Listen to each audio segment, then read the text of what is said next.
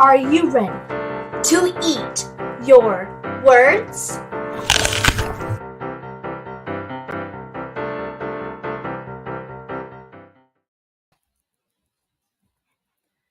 Hello and welcome everyone to the Eat Your Words Kickoff event presented by Maryland Snap Ed.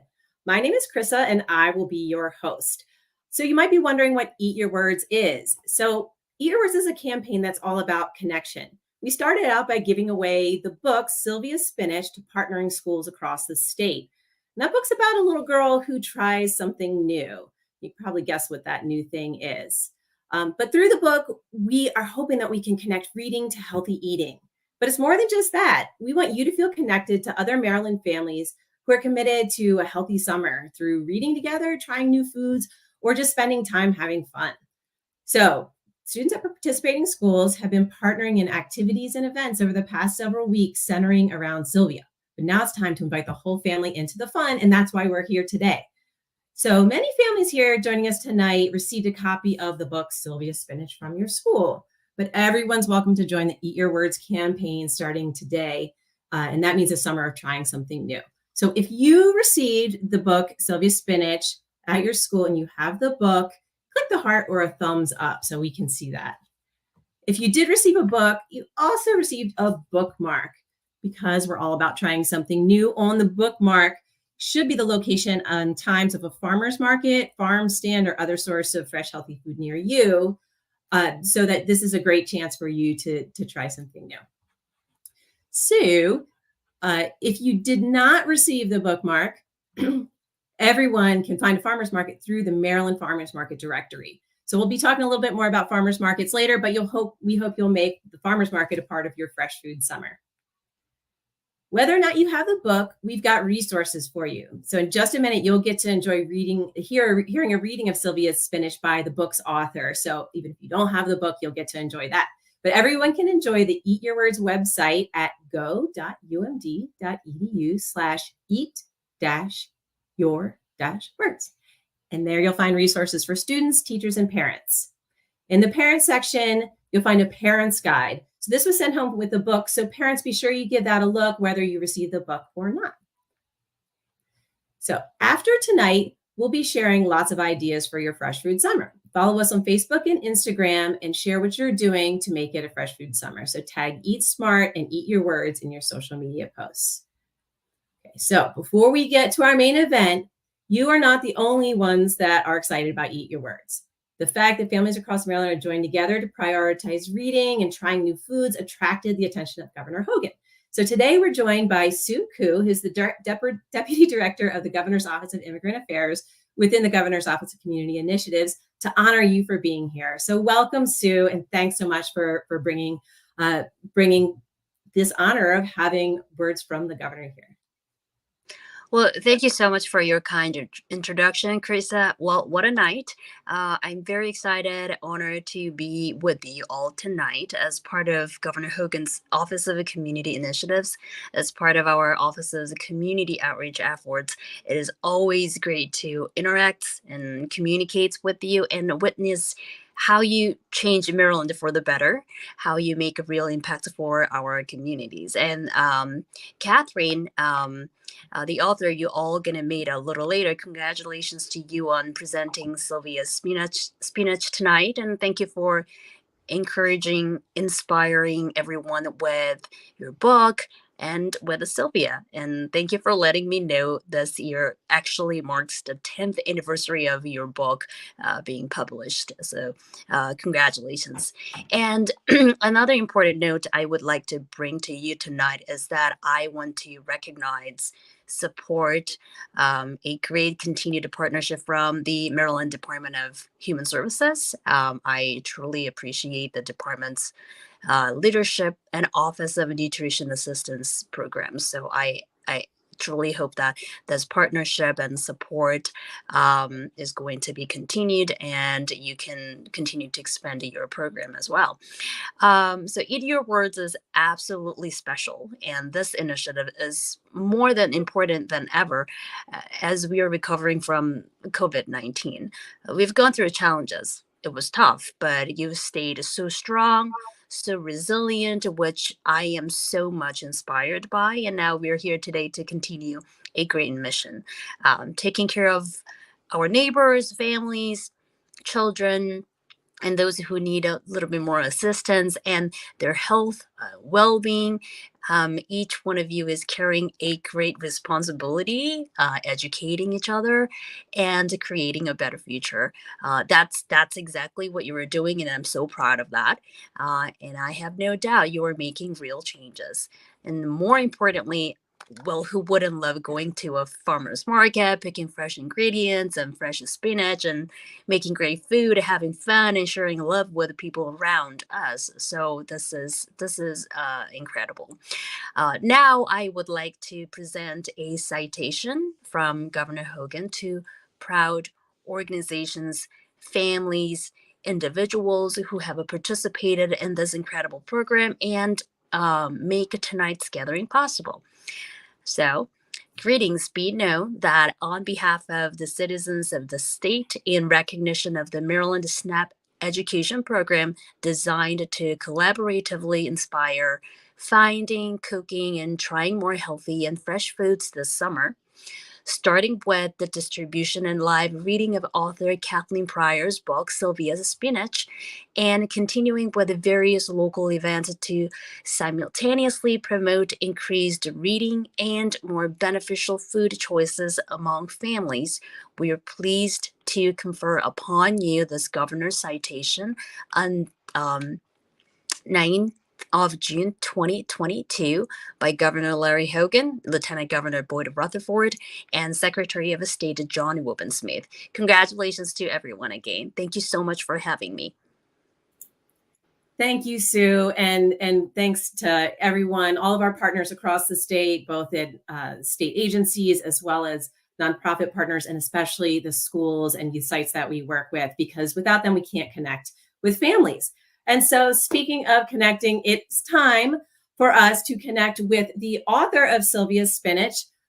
We are proud to welcome Katherine Pryor, who is going to share the book with us. So welcome, Katherine, and let's hear it. Let's hear it straight from the author. Hi, yes, thank you so much for having me. It's such an honor to have Sylvia's Spinach be chosen to be part of Eat Your Words. And I really appreciate all of the behind the scenes work that you and your team have been doing.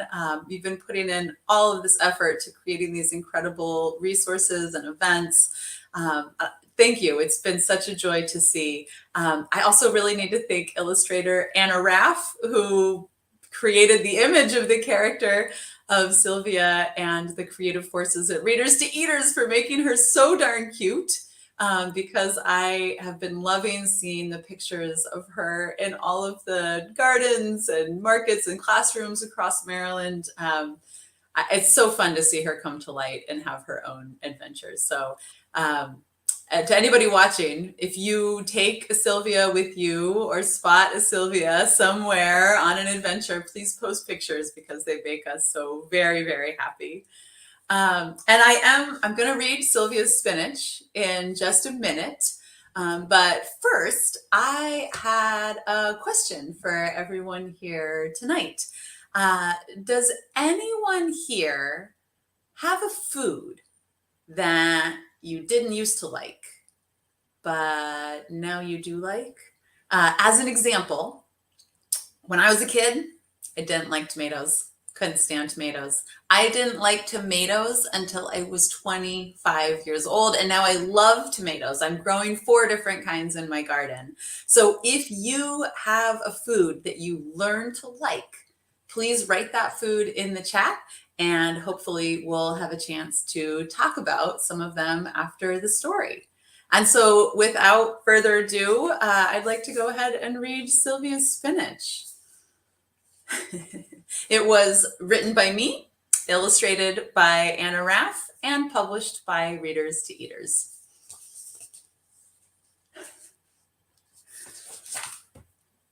Sylvia Spivens always said no to spinach. No spinach with my eggs, no spinach in my soup, no spinach on my sandwich, no spinach. ever. Sylvia's parents sighed as she pulled the spinach from her lasagna, plucked the spinach from her salad, and pushed every last leaf to the tippiest tip of her plate. "But it's good for you," said Sylvia's mother. "You need your growing food," said Sylvia's father. "No, thank you," said Sylvia. On a drizzly gray day in March, Sylvia's teacher had an announcement. "Class, we are going to start a garden. We'll grow peas and lettuce and carrots. We'll grow potatoes and tomatoes and squash. We'll grow cucumbers and radishes and spinach." "Bleh," said Sylvia. The teacher handed each student a packet of seeds. And when you know it, Sylvia got spinach. "Double bleh," said Sylvia. Sylvia tried to trade for Penelope's peas. "No way," said Penelope, rolling the little green balls in her hand. She tried to trade for cucumbers, tomatoes, or squash. "No," said Carlos. "Forget it," said Terry. "Sorry," said Sam. Sylvia asked her teacher to please, please, please give her another vegetable. Any other vegetable. "I'm sorry, Sylvia," said her teacher. "There aren't any more."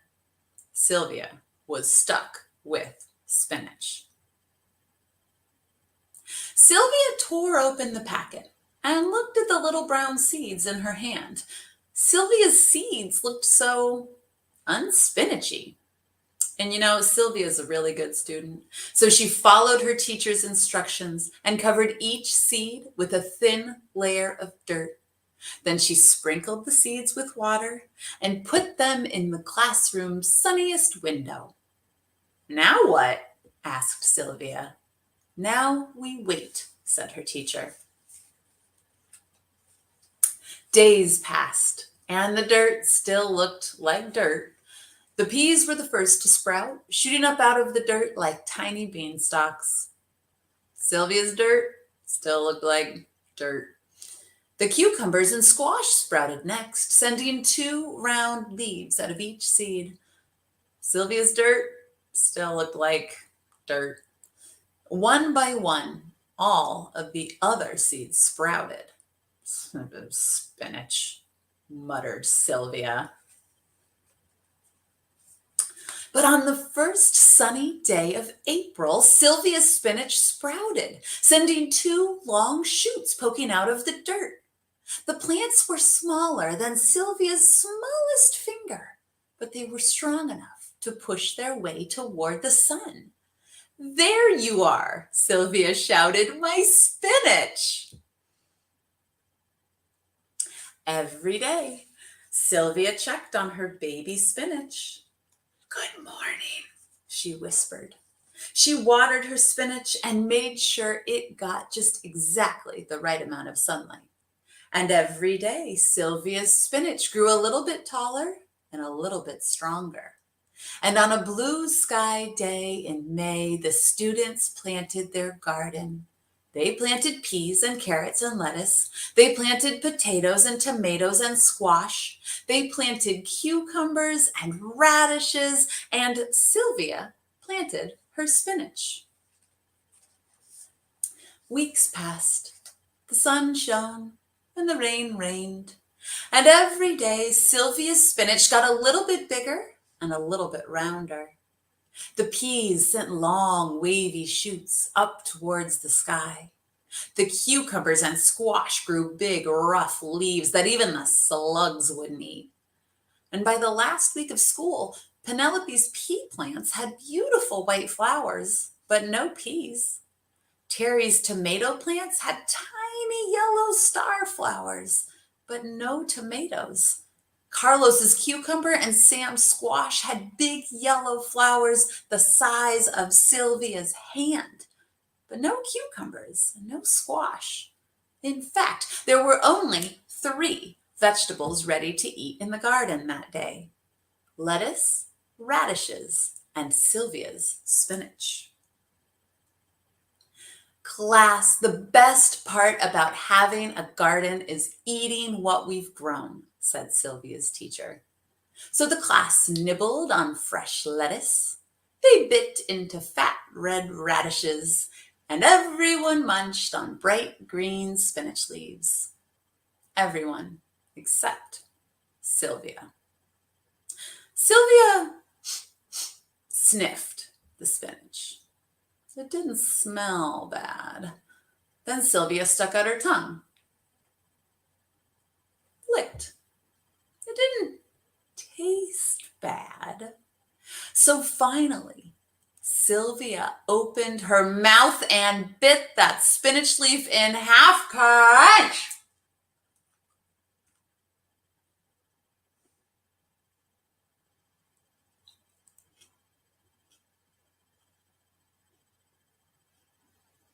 Not bad, said a very surprised Sylvia.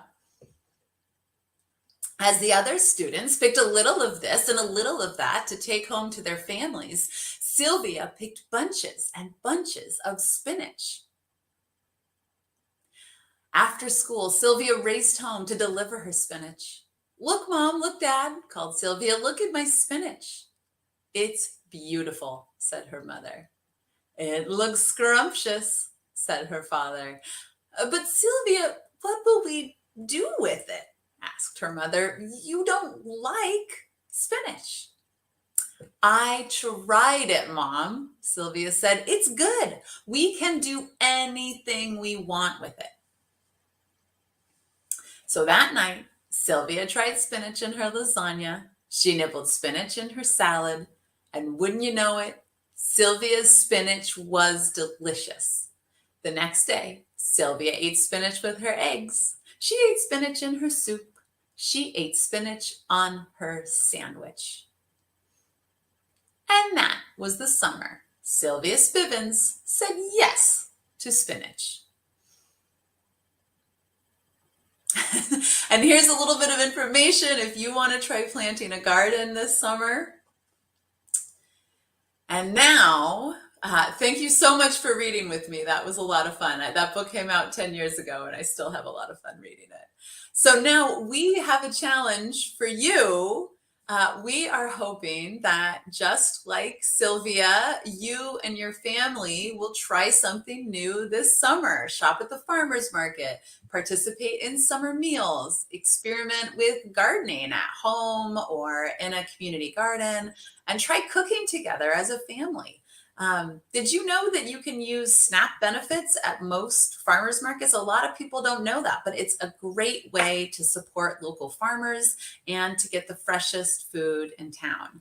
And I know the team here is going to link to the Maryland Farmers Market directory in the chat so that you can find your local market.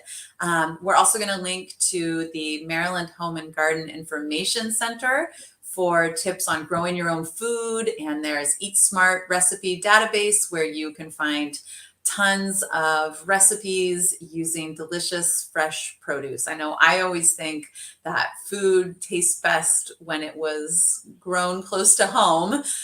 So enjoy everything that summer harvests have to offer and make some fun new memories while you're at it. And now if we have time, I am happy to take your questions. People can ask me anything. Great. So thank you so much for that, Katherine. It is so fun to hear a book read in the voice of the person whose mind it came from.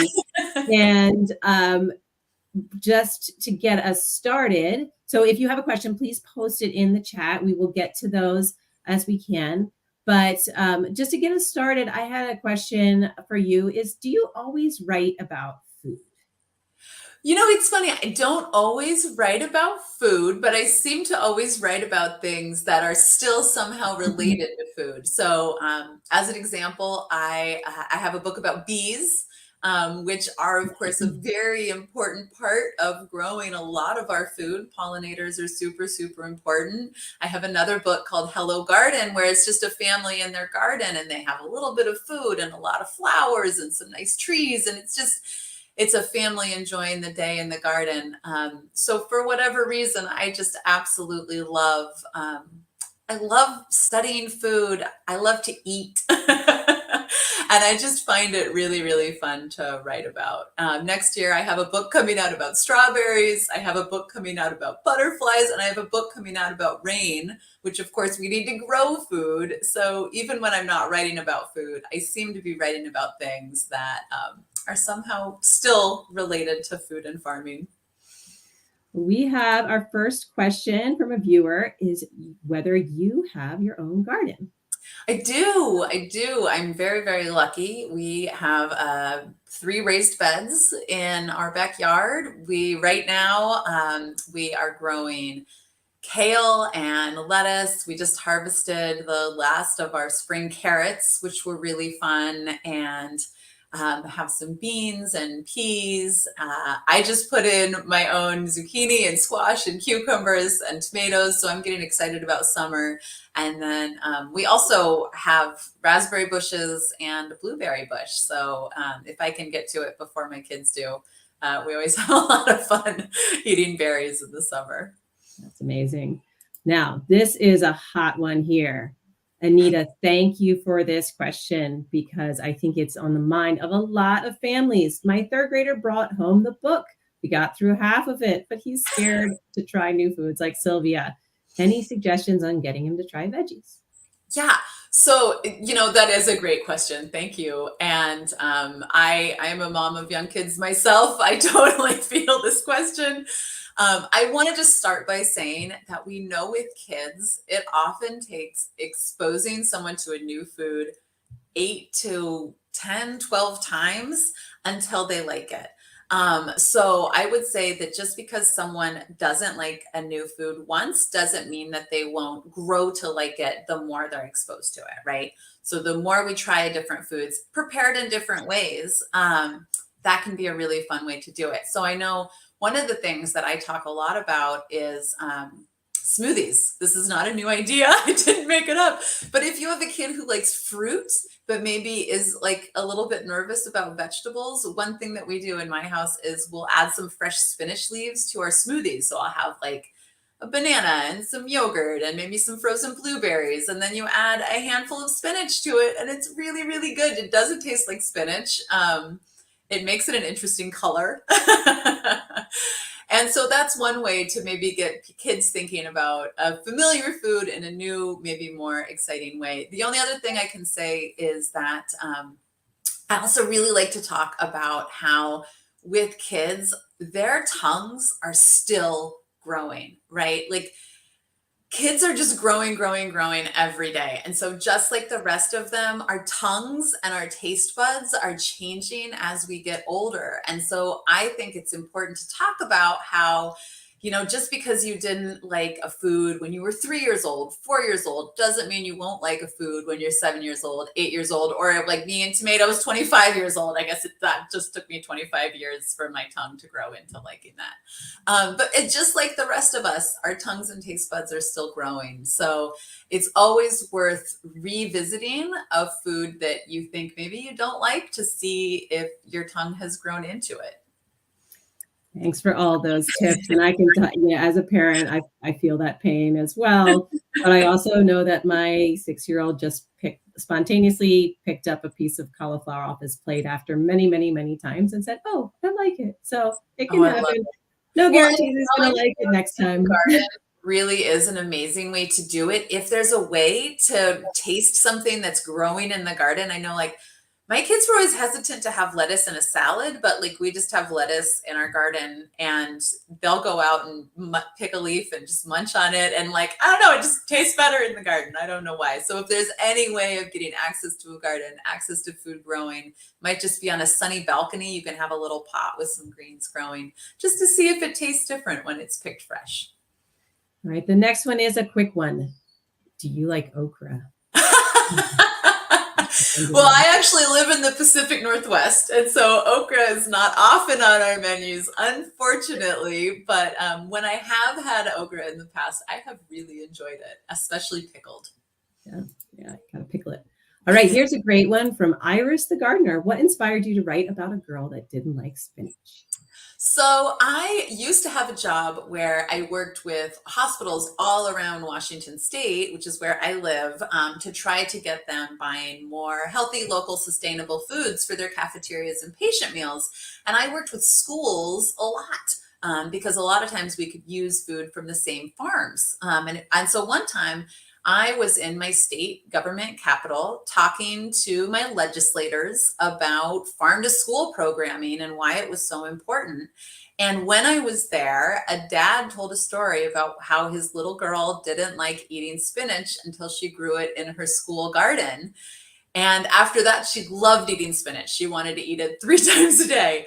And for whatever reason, I had never written a children's book in my life. For whatever reason, I said, that would be a great idea for a children's book.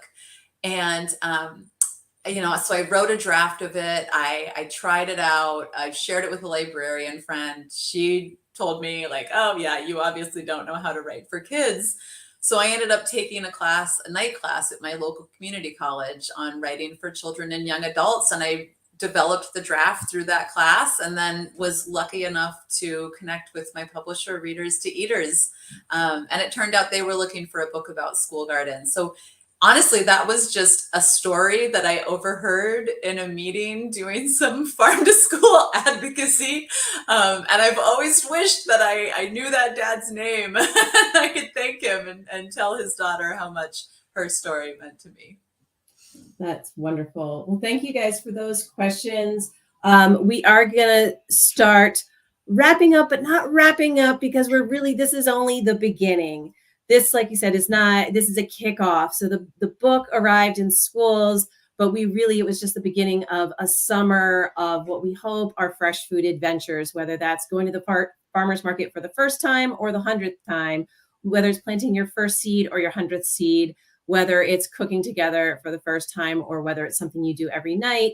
We want you guys to connect as a family, enjoy reading, enjoy healthy foods, and just, make the most of the beautiful bounty that is the Maryland season. So while you're doing all that, make sure that you follow Eat Smart MD on Instagram and or Facebook. You can see right down there is where you can follow us. And that way you'll be able to keep up with Sylvia and also participate. We're going to have social media challenges. So snap a picture of yourself out at the market, snap a picture of yourself eating together, trying new foods together, and just make sure that you're sharing those things so other people can see that they're not alone. This is something we're all in together to make this a really healthy, wonderful, lively summer that's filled with fresh food.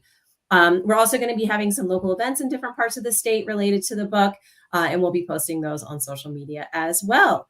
So we hope to continue to connect with you through Eat Your Words. Thanks to Katherine, thanks to Sue, and most importantly, thanks to all the families who joined us and who are enjoying Sylvia and who are doing their best to make fresh food a part of your lives. So thanks so much, and we will see you out there.